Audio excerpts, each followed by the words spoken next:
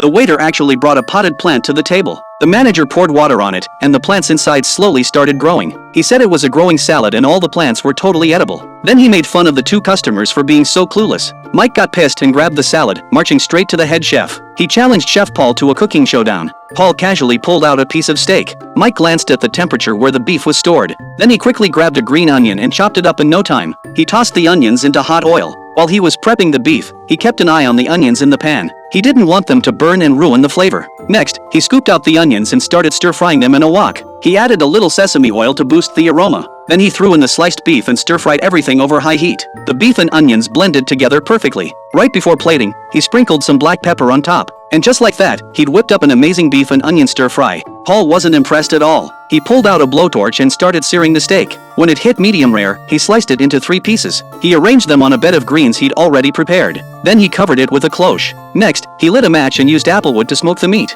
This technique not only made the meat tender but gave it a fruity, smoky flavor. Mike took a whiff of Paul's dish and had to admit the guy had some serious skills. Then he just turned around and walked away. Paul got curious and tried a bite of Mike's beef stir-fry. He was blown away by how good it tasted, so he decided he needed a rematch with Mike. This time they were going to test their knife skills. Paul grabbed a salmon and effortlessly filleted it with one clean cut. With just a gentle touch, he could feel exactly where all the bones were. He used tweezers to pull out every single bone. Then he tossed the salmon over to Mike. Mike made one light cut with his cleaver. Then he quickly and precisely diced the fish. After finishing one direction, he turned it and cut again. The salmon was now perfectly cubed, all the same size. Finally, he made one cut from the tail end. The flesh separated from the skin like magic. Both chefs were pretty evenly matched.